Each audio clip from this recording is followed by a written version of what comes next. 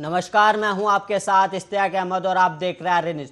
Bulletin की शुरुआत करेंगे इस वक्त बड़ी और अहम खबर से, जो कि अफगानिस्तान से है। अफगानिस्तान से इस वक्त की बड़ी खबर, 85 भारतीयों को देश लाया जा रहा है और वायु सेना के विमान से इन्हें भारत लाया जा रहा है। अफगानिस्तान में तालिबान के कब्जे के बाद से हालात चिंताजनक बने हुए हैं और वहां फंसे भारतीयों को निकालने की कवायद जारी है। और इस कड़ी में भारतीय वायुसेना के C-130J के विमान से 85 भारतीयों को वापस लाया जा रहा है। इसके अलावा आपको बता दें, मंगलवार को करीब 140 लोग भारत लौटे थे और इनमें भारतीय नागरिक, पत्रकार और राजनयिक और अन्य स्टाफ भी शामिल थे। इस वक्त की बड़ी और अहम खबर, जहां पर 85 भारतीयों को काबुल से वापस भारत लाया जा रहा है। इस वक्त की बड़ी और अहम खबर, जो कि अफगानिस्तान में तालिबान के शासन के बाद वहां पे हालात बद से बदतर है, जिसके बीच हर देश के नागरिक वहां से निकलना चाह रहे हैं। इसी बीच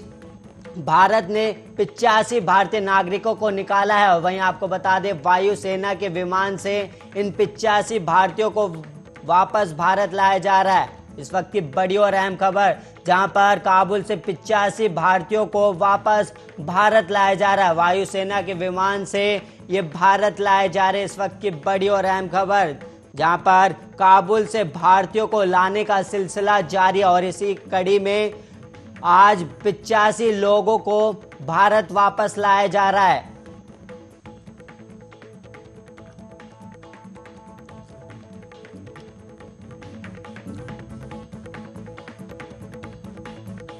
उत्तराखंड में विधानसभा चुनाव में बीजेपी की तैयारियों पर निरंतर नजर रखने के लिए बीजेपी के राष्ट्रीय अध्यक्ष जगत प्रकाश नड्डा खुद मोर्चे पर नजर आएंगे और उन्होंने तय किया है कि वह विधानसभा चुनाव तक हर महीने उत्तराखंड का प्रवास करेंगे। अपने 2 दिवसीय दौरे के पहले दिन ने सभी पदाधिकारियों, मंत्री, सांसदों, विधायकों के प्रवास पर जोर दिया और सूत्रों के मुताबिक नड्डा के पास से फीडबैक था कि पार्टी के पदाधिकारियों और जनप्रतिनिधि अपने अपने प्रभार क्षेत्र में प्रवास नहीं कर रहे हैं, जिसके चलते जेपी नड्डा उत्तराखंड के दौरे पर निकले हैं।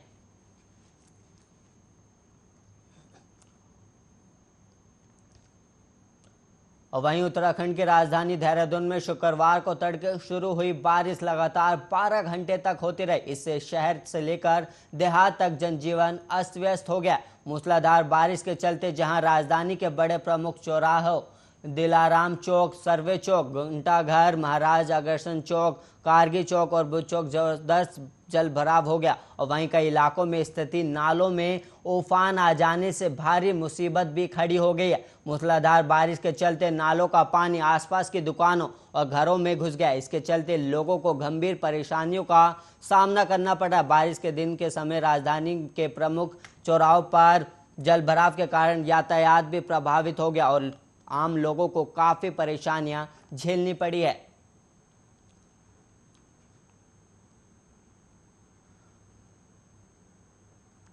राजस्थान के मुख्यमंत्री अशोक गहलोत और सचिन पायलट की खींचतान के कारण मंत्रिमंडल विस्तार से लेकर कांग्रेस की ग्रासरूट नियुक्ति तक अटकी है, लेकिन संगठन को एक बार लेकर नैरेटिव बदलने की शुरुआत हो गई। कांग्रेस प्रदेश अध्यक्ष ने सचिन पायलट को लेकर जिस तरह से जेस्चर्स दिए हैं, उससे कांग्रेस के हलकों में नए सियासी समीकरण बनने का संकेत माना जा रहा है। प्रदेश कांग्रेस मुख्यालय में राजीव गांधी के जीवन के ऊपर कांग्रेस प्रदेश गोविंद सिंह डोटासरा ने सचिन पायलट को महत्व दिया है और वो बदलते समीकरणों की तरफ इशारा कर रहा है। राजीव गांधी के जीवन पर आधारित शॉर्ट वीडियो फिल्म को डोटासरा ने सचिन पायलट से जारी करवाया। इसके बाद पायलट, डोटासरा और सरकारी मुख्य सचेतक महेश जोशी को मिलाकर तीनों नेता मंच पर बैठे और डोटासरा ने जिस तरह सचिन पायलट को अहमियत दी, उसे कांग्रेस के जानकार स्वाभाविक नहीं मान रहे। इसे भावी सियासी समीकरणों की आहट के तौर पर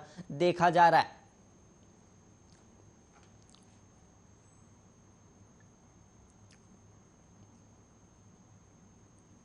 और वहीं बिहार की राजधानी पटना के मनेर में अपराधियों ने मुखिया के पति की गोली मारकर हत्या कर दी। शुक्रवार की रात हुई इस घटना से इलाके में दहशत है और बांग पंचायत की मुखिया आशा देवी के पति राजकुमार शाह शुक्रवार की रात अपने गांव नरहन्ना से कन्हौली जा रहे थे और रास्ते में ही बाइक सवार अपराधियों ने उन्हें गाड़ी रोकने को कहा और गाड़ी रोकते ही मुखिया के पति के सिर में अपराधियों ने गोली मार दी, जिससे मौके पर ही उनकी मौत हो गई। और सावन पूजा में शामिल होने के बाद राजकुमार शाह नरहन्ना गांव से कन्हौली स्थित अपने घर जा रहे थे। इस हत्याकांड को ग्रामीण पंचायत चुनाव से जोड़कर देखा जा रहा है। गोली मारने के बाद अपराधी बाइक लेकर फरार हो गए और शव को पोस्टमार्टम के लिए भी भेज दिया गया। मृतक राजकुमार के भाई राजकमल ने बताया कि पिछले साल पंचायत से उनकी भाभी आशा देवी मुख्य प्रतिनिधि चुनी गई थी और पंचायत के लोगों को आशा देवी से काफ़ी उम्मीद थी और इसी साल भी वो बाग पंचायत से मुखिया के चुनाव लड़ने की तैयारी कर रही थी।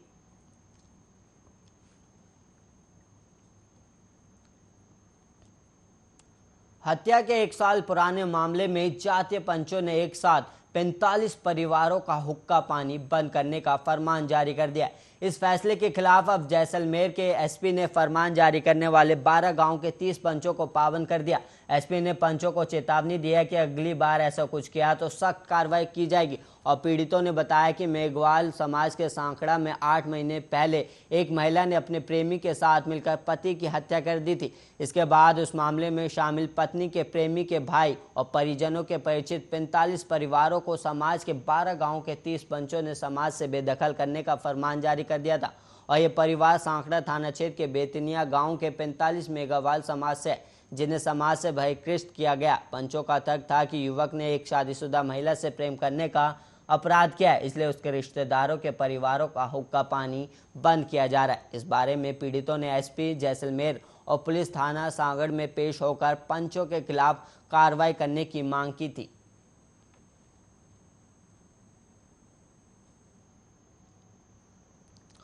वहीं 31 वर्ष से रिया का पिछले 5 साल से डायलिसिस चल रहा था और बीते दिनों उसकी किडनी फेल हो गई थी। ऐसे में तुरंत प्रत्यारोपण की जरूरत थी, लेकिन कोई अन्नदाता नहीं मिलने से मरीज की परेशानी बढ़ रही थी। ऐसे में उसके भाई ने अपना फर्ज निभाते हुए किडनी दान कर दी। डॉक्टरों का कहना है कि रिया को न केवल एक नई जिंदगी मिली, बल्कि अब वह पूरी तरह से सामान्य जीवन जी सकती है। हरियाणा के रोहतक की रहने वाली रिया पिछले महीने दिल्ली के आकाश अस्पताल में भर्ती हुई थी। यहां हफ्ते में 3 बार डायलिसिस किया गया और बाद में उनका किडनी ट्रांसप्लांट हुआ। अस्पताल के नेफ्रोलॉजी विभाग के निदेशक डॉक्टर विक्रम कालरा ने बताया कि मरीज के पति किडनी दान करना चाहते थे, लेकिन उनका ब्लड ग्रुप मरीज के साथ मेल नहीं खाता था। इसके बाद उनके भाई की जांच की गई, जिसमें ब्लड ग्रुप मैच हो गया और 5 घंटे की लंबी सर्जरी में ट्रांसप्लांट पूरा किया गया। यह एक चुनौतीपूर्ण सर्जरी थी, क्योंकि मरीज का दिल अपनी क्षमता का 25% ही पंप कर रहा था। इससे खतरा भी बना रहा था और हालांकि प्रत्यारोपण सफल रहा है।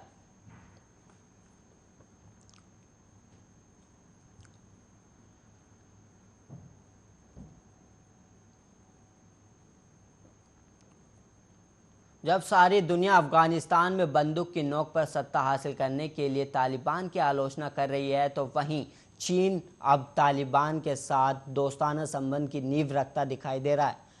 अपने ताज़ा बयान में चीन ने अंतर्राष्ट्रीय समुदाय से अपील की है कि अफगानिस्तान पर दबाव डालने की जगह तालिबान के साथ सत्ता हस्तांतरण के दौरान उसे गाइड करने में मदद करनी चाहिए। देश के विदेश मंत्री वांग यी ने इस मुद्दे पर पाकिस्तान और ब्रिटेन के अपने समकक्षों से बातचीत भी की है। चीन ने कहा है कि अफगानिस्तान को फिर से आतंकवाद का अड्डा नहीं बनने देना चाहिए और गृह युद्ध का सामना कर रहे देश में तालिबान के सत्ता में आने के बाद इस संकट से निपटने में उसका समर्थन किया जाना चाहिए। अफगानिस्तान में तालिबान के सत्ता में आने के बाद से चीन तालिबान से आतंकवाद का रास्ता छोड़कर सभी दलों और जातीय समूह के साथ मिलकर एक समावेशी इस्लामी सरकार बनाने की अपील कर रहा है। हाल ही में संयुक्त राष्ट्र की एक रिपोर्ट के अनुसार पूर्वी पाकिस्तान और इस्लामिक मूवमेंट से जुड़े सैकड़ों आतंकवादी तालिबान की गतिविधियों के बीच अफगानिस्तान में एकत्र हो रहे हैं और चीन इस बात को लेकर चिंतित है। चीनी विदेश मंत्री ने कहा, अफगानिस्तान के महत्वपूर्ण पड़ोसी और क्षेत्र के जिम्मेदार देशों के रूप में चीन और पाकिस्तान को मौजूदा परिस्थितियों के मद्देनज़र आपसी संपर्क और समन्वय को मजबूत करने और क्षेत्रीय शांति और स्थिरता बनाए रखने में रचनात्मक भूमिका निभाने की आवश्यकता है।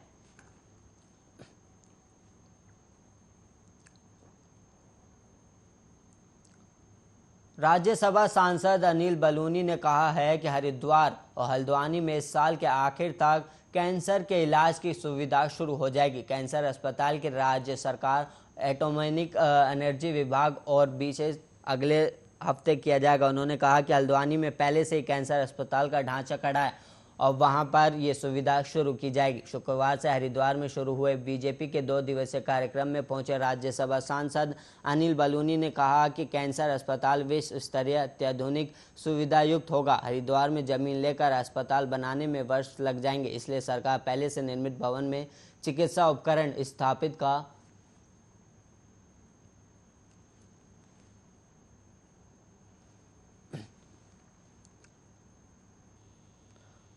मौसम के बदले मिजाज के चलते मैदान से लेकर पहाड़ तक अगले 24 घंटे में बहुत भारी बारिश होने की संभावना है। मौसम विभाग की ओर से ऑरेंज अलर्ट भी जारी किया गया। चीन भारत सीमा का जोड़ने वाले जोशीमठ और हाईवे पिछले 8 दिनों से बंद पड़ा। वहीं अगले 24 घंटे में कई ऐसे इलाके हैं जहां भारी से बहुत भारी बारिश की संभावना है। राज्य के पर्वतीय इलाके में तेज गर्जना के साथ आकाशीय बिजली गिरने की भी संभावना जताई गई और वहीं राजधानी देहरादून और आसपास के इलाकों में भी अगले 24 घंटे में तेज गर्जना के साथ कई दौर की बारिश हो सकती है।